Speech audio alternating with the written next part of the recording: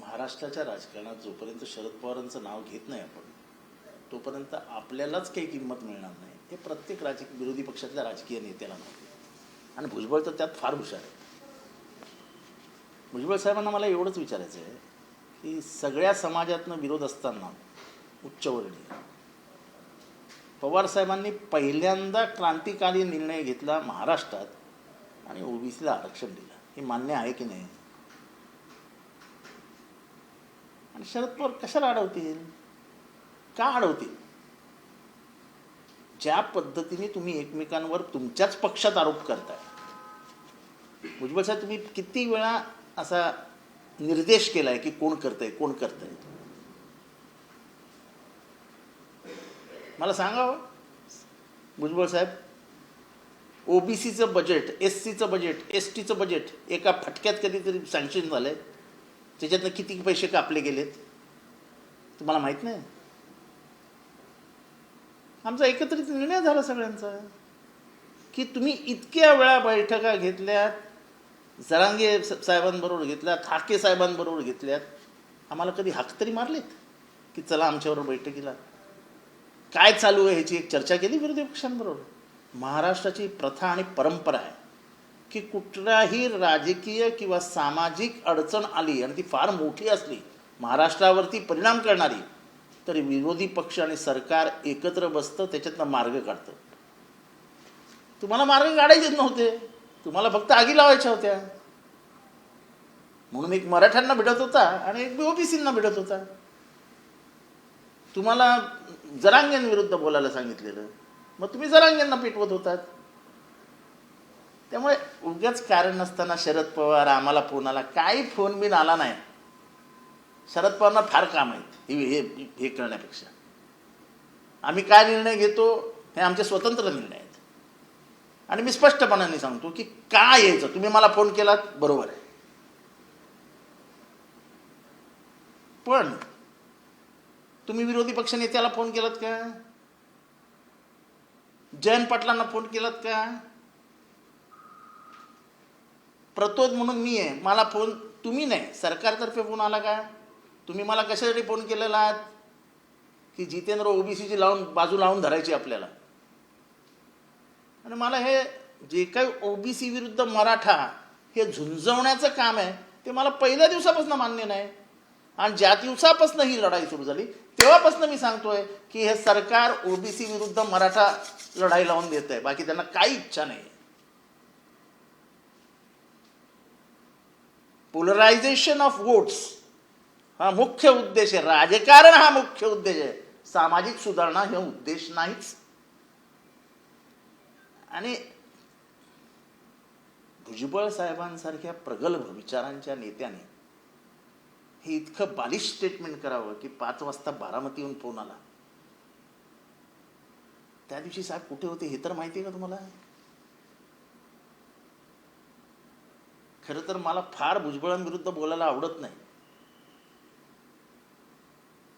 कारण पहिलं तिकीट त्यांनी मला दिलंय, म्हणजे साहेबांनी दिलं, पण त्यांनी आग्रह धरला की जितेंद्रला तिकीट द्या.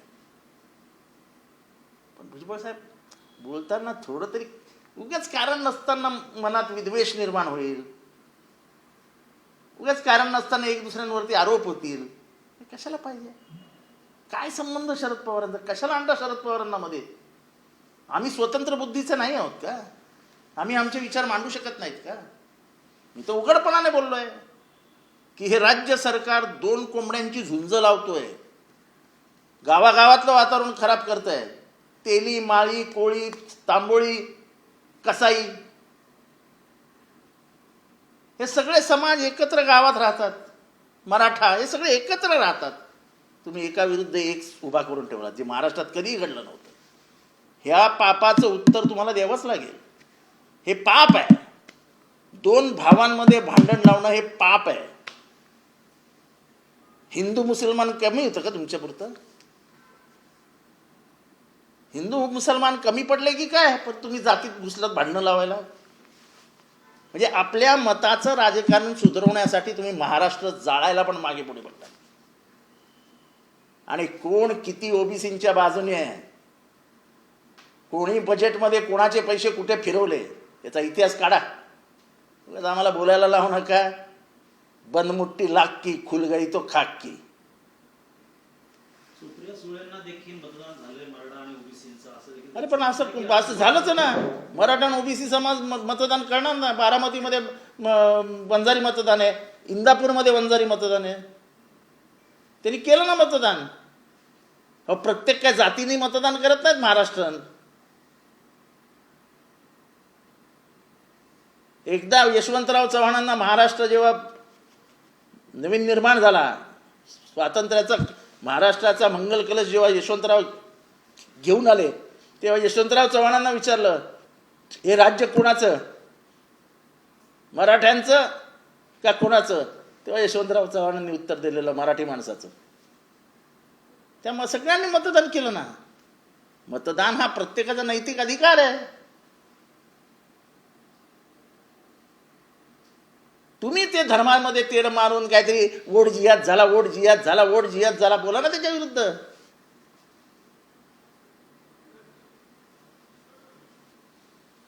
तेव्हा काय तुम्ही विश्वासात घेतलं नाही आणि तुमचा प्लॅन फसला, त्याच्यामुळे आता तुम्ही कारणं शोधताय.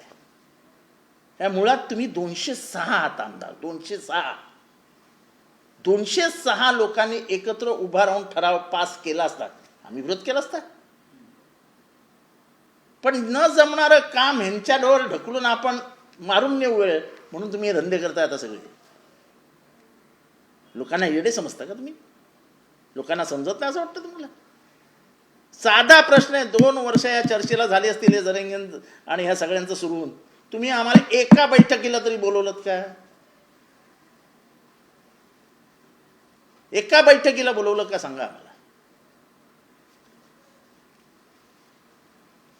आतापासूनच रणशिंग फुंकले राष्ट्रवादी अजित पवार गटाने, त्यांनी देखील असं म्हटलं होतं, याच्यावर व्हिडिओ प्रसारित झाला होता की सुप्रिया सुळे जर पडल्या तर मी येणाऱ्या विधानसभेला उभा राहणार नाही. आता तोच व्हिडिओ परत गावागावात फिरतोय, बारामती इतर ठिकाणी. नाही ते त्याच्यामध्ये मला काही इंटरेस्ट नाही. त्यांचं ते म्हणणं निवडणुकीच्या वेळेस सगळेच काय काय बोलत असतात. महायुतीला जिंकून आणा आणि ही जी स्कीम आहे ती पुढे तशीच चालू राहील असं देखील त्यांचं म्हणणं आहे. आम्ही तर 3,000चा निर्णय घेतलाय. हे तर 1,500 बोलतायत. आम्ही तर 3,000चा निर्णय घेतलाय आणि तो आम्ही म्हणजे ते 2.5 लाखाचं वगैरे बंधन ठेवलं आहे नाही. आम्ही 15 लाखाचं बंधन ठेवणार आहोत. जे तो उत्पन्न 15 लाख असेल त्या बहिणीला पण ठेवू आम्ही. का त्यांना वंचित ठेवताय तुम्ही? त्यांना पण द्यायला पाहिजे. माझा एक साधा प्रश्न आहे. 50,000 कोटीचा हिशोब लागत नाही कॅगमध्ये, त्याचं उत्तर द्या. 50,000 कोटीचं कॅगचं म्हणणं आहे की वास्तववादी अर्थसंकल्प मांडा. ही बेशिस्त आहे. शिस्तप्रिय अजित पवारांनी याचं उत्तर द्यावं. हा कॅगचा अहवाल आहे, हे मी म्हणत नाही. कॉम्प्ट्रोलर अँड ऑडिटर जनरलचा रिपोर्ट आहे ऑफ इंडिया की वास्तववादी अर्थसंकल्प मांडायला शिका. हा बेशिस्त आहे. तुमच्या राज्याची आर्थिक शिस्त फार तळागाळाला गेली आहे. हे राज्य आर्थिकदृष्ट्या धोक्यात आलंय. खर्च आणि कामं ह्याचं ताळमेळच जमत नाही. म्हणजे बिल कितीचं दिलंय, काम कितीचं झालंय, याचं ताळमेळच जमत नाही आहे. 50,000 कोटी काय कमी आहेत काय? अजित पवारांनी आजपर्यंत एक्सप्लेनेशन दिलं नाही का कॅगच्या रिपोर्टवर? कॅगच्या रिपोर्टवर बोलावं ना अजितदादांनी, हे नको ते आरोप करण्यापेक्षा. त्यांचं म्हणणं आम्ही कधी खोटं बोलणार हा, खोटं बोल कायम खरंच बोलले होय. हे कायम खरंच बोलले. खरंच अजितदादा कायम खरंच बोलतात आणि ते अगदी स्टेजवर पण, तुम्हाला माहिती आहे ना मी खरंच बोलतो, तुम्हाला माहिती आहे ना मी खरंच बोलतो. खरंच बोलता ना? मग तुम्ही भाषणात म्हणाला होतात माहीत नाही यांचं शेवटचं भाषण कधी होणार आहे. त्याचा अर्थ काय होता? शेवटचं भाषण कधी होतं? जेव्हा तेव्हाच असतं ना शेवटचं भाषण. अरे स्वतःच्या काकाच्या मृत्यूची प्रार्थना करणारी माणसं तुम्ही यार, कशाला खरं बोलता आणि खोटं बोलता? तुमच्या मनातल्या भावना काय ते मी सांगतो. मी 10 वर्ष तुम्हाला, म्हणजे गेले 35 वर्ष तुम्हाला बघत आलो, पण शेवटची 10 वर्ष जवळनं बघितलं. तुम्ही एक दिवस सांगा की तुम्ही शरद पवारांच्या डोळ्यात डोळे घालून बोललात. जेव्हा शरद पवार साहेब तुमच्याशी बोलायचे तुम्ही असे बघायचे, हां ठीक आहे असं काहीतरी खेळत बसायचं ते. हा बरोबर आहे, हा ठीक. हे ज्यांनी बघितलं नाही ना, यांच्या कोणाच्याही लक्षातही आलं नसेल, हे मी बघत होतो आणि तेव्हाच मला चिड यायची की हा माणूस आहे की काय, की एवढा ज्येष्ठ माणूस त्यांच्याशी डोळ्यात डोळे घालून बोलतोय आणि हा माणूस असत.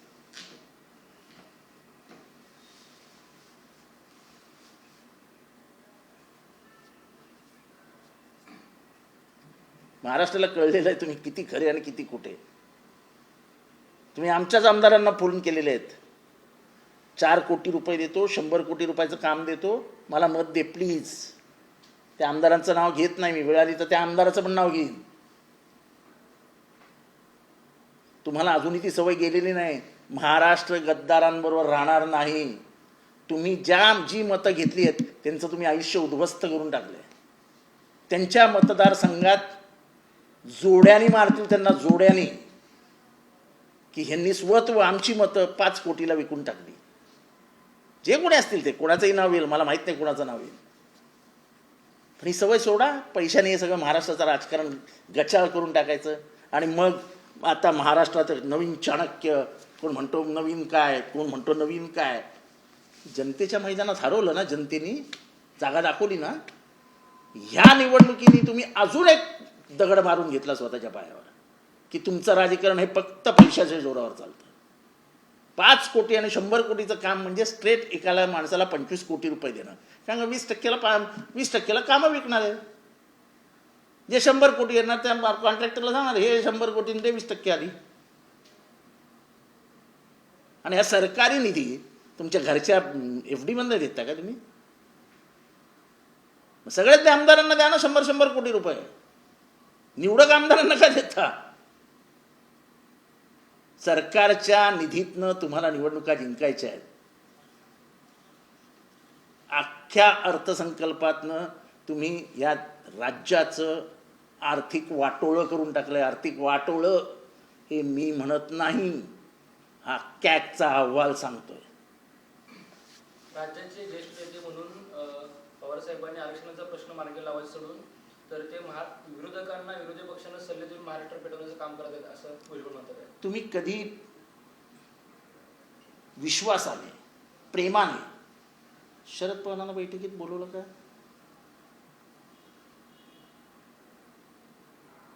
घरी असतात ना ते. कधी तुमच्यातले कोणी त्यांच्या घरी गेलंय का चर्चेसाठी? त्यांनी काय दरवाजे बंद करून घेतलेत का? शरद पवार भुजबळ साहेबांना माहिती आहे, शरद पवार एवढा मोकळ्या मनाचा माणूस नाही. अडचणीच्या काळी, अरे जो माणूस भूकंप झाल्यावरती जवळजवळ 40 ते 50 दिवस एका गावात जाऊन राहतो, ते गाव सुधारवण्यासाठी, ते गाव बनवण्यासाठी, त्याला एका बैठकीला बोलवलं नाही तुम्ही? एका बैठकीला तुम्हाला तुम्हाला माहिती आहे की हा माणूस बसला की प्रश्न सोडवणार. मला प्रश्नच सोडवायचा नव्हता. त्यामुळे शरद पवारांना सगळीपासून लांब ठेवलं तुम्ही,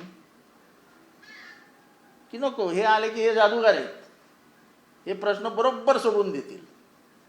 आणि प्रश्न सोडवण्यात तुम्हाला काही मज्जाच नव्हती. तुम्हाला मज्जा होती ती कुठे? दोघेही लढत राहिले, आपण आपली मातं काढून घेऊ बरोबर. पवारांचं असं म्हणणं आहे की ताम्रपट घेऊन कोणी आलेलं नाही, सत्तेचा वापर गरिबांसाठी झाला पाहिजे. नक्कीच त्या योजनेसंदर्भात कसलं ताम्रपट? सत्तेचा कोण म्हणतंय? अजित पवार सत्ता येते जाते, ताम्रपट घेऊन कोणी आलेलं नाहीये, त्यामुळे वापर गरिबांसाठी झाला पाहिजे सत्तेचा. लवकर आठवले गरीब, त्यांना फार लवकर गरीब आठवले, फार लवकर. कमीत कमी त्यांच्या तोंडात हे निघालं ते तरी बरं आहे. सकाळचा सर्वे आलेला आहे, महाविकास आघाडीला 44. ठीक आहे, ते जाऊ द्या. ते आम्ही जिंकणारे 100 काळ्या दगडावरची रेघ आहे. आणि कालच्या निवडणुकीनंतर तर शिक्कामोर्तब झालंय की ह्यांच्या पैशाचा माज महाराष्ट्र उतरवणार. महाराष्ट्र उतरवणार यांच्या पैशाचा माज. 5 कोटी 10 कोटी. तो रतन खत्री माहिती आहे ना, एक मटकेवाला होता, तो कसा पत्ता उघडायचा, तसा यांनी रात्री 8 वाजता पत्ता उघडला रतन खत्रीने. 5 करोड रुपया. 13 पैकी 10 जागा महाविकास आघाडीला, 2च भाजपला मिळाल्या. अनेक ठिकाणी महाविकास आघाडी नाही, देशभरात झालेल्या मध्यवधी निवडणुकांमध्ये ज्याच्यामध्ये एक 25 वर्षाची मुलगीही निवडून आलेली आहे आणि तिथं 70,000 मतांनी निवडून आली, बीजेपीचा संपूर्ण धुव्वा उडवत इंडिया अलायन्सने 11 जागा जिंकल्या, 13-2 बीजेपी. देशात वारं काय? आणि हेच वारं महाराष्ट्रात असेल. हे 5 करोड रुपयावर विकत घेतलेल्या मतांवर जिंकून आलेली निवडणुकीत जनतेतनं नसते. हे तुमच्या घरातल्या बागा भरलेल्या आहेत ना तुम्ही, हे जे घोटाळे करून जमवलेल्या बागा आहेत ना, त्या बॅगेतनं हे पैसे जातात. म्हणजे महाराष्ट्राला लुटून तुम्ही जे जमा करून ठेवलेत ना, त्याच्यातनं तुम्ही पैसे देत असता. हे नरेटिव्ह काय? तुम्ही आता पैसे दिले, तुम्ही माझ्याच माणसाला फोन केलाय ना, कशाला नरेटिव्ह? हा नरेटिव्ह सेट झाला ना, हे वास्तव आहे. तुम्ही वास्तवाला नरेटिव्ह म्हणता. तुम्ही पावसाळ्यात बरोबर दलित आणि मुसलमानांची घरं तोडतात. उदाहरण हाजी मलंग, उदाहरण भीमनगर घाटकोपर, हे हिरानंदानी कुठला आहे काय पवई, छेडानगर, ते गरीब आजही आझाद मैदानमध्ये बसलेले आहेत. गेलात भेटायला? कसला खोटा नरेटिव्ह? हे वास्तव आहे. तो 1 जून नंतर झोपडपट्ट्या तोडायच्या नाही असा सरकारी निर्णय असताना तुम्ही झोपडपट्ट्या तोडल्याच कशा? का? तिथे मुसलमान आणि दलित राहतात म्हणून एवढा एवढा एवढा त्यांचा द्वेष करायचा? आजही जा पवईला, सगळ्या झोपड्या रस्त्यावर टाकून बिचारी लहान पोरं त्या पावसात झोपतायत. कधी एक मंत्री गेला बघायला? मुंबईत आहे ना. हे दुसऱ्या कोणाला तरी सांगा, हे तुमचं जे पुतना मावशीचं प्रेम आहे ना सध्या, तुमचं मत ओबीसी SC ST ह्यांच्याबद्दल काय ना, हे मला चांगलं माहिती आहे. ज्या पद्धतीने तुम्ही आदिवासी मंत्री, त्यांचं नाव नाही आठवते मला, त्यांच्याशी बोलायचे ना, तेव्हा माझ्यातला माणूस असा मला असा धडधड धडधड धडधड धडधड होत. हे चुपऱ्या, पैसे खातोस. हे कॅबिनेट मीटिंगमध्ये बोलायचे. कॅबिनेट मीटिंगमध्ये म्हणजे आपला तो सहकारी आहे, तो आपला सहकारी मंत्री आहे, आदिवासी समाजाचा आहे, काही नाही. जणू काय हे त्यांच्या घरातलेच पैसे त्याला देत होते.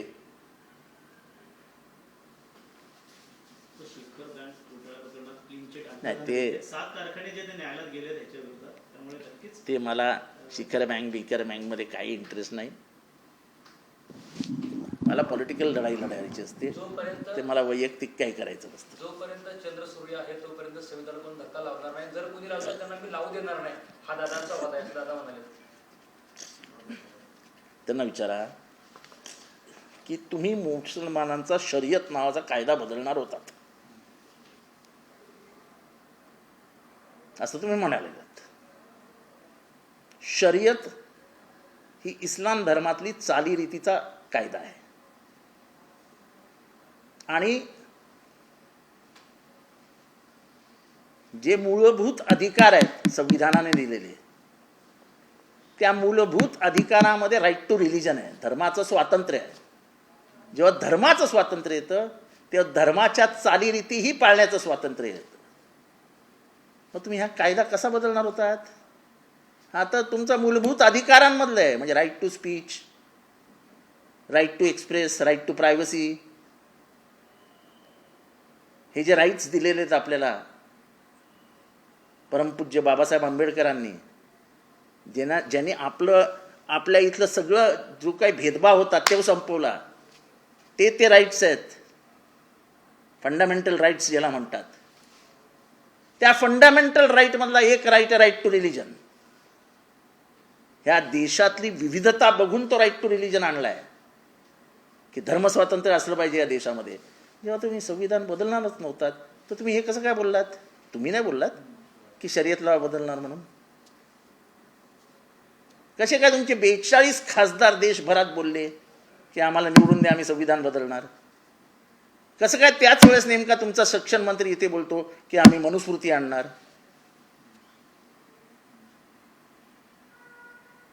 टिंब टिंब टिंब टिंब जोडत जायचं की नदीलाच जाते ते. तुमच्या मूळ विचारधारेत काय आहे ती नदी वाहते तुम्हाला फक्त जोडून ते निधीत न्यायचं आहे. तुम्हाला परत ती घाणेरड्या वर्णवर्चस्ववाद आणायचा आहे. दादा कधी बोलत नाही हो, भिडेन विरुद्ध बोलून दाखवा म्हणा. दळभद्री आणि हणग स्वातंत्र्य आहे. माझा मनू हा तुकारामापेक्षा ज्ञानेश्वरपेक्षा श्रेष्ठ आहे. बोला त्याच्यावर दादा. तुम्ही काय सेक्युलर आहात ना, एकदम सेक्युलर आहात ना, बोला ना त्याच्यावर. सेक्युलरिझम तोंडातनं काढणं फार सोपं आहे, पण त्याचा अंमल करणं फार अवघड आहे. किती वेळा तुम्ही निधी ST SC OBCचा कुठे वळवलात, स्वतःच्या मनाला तो विचारा.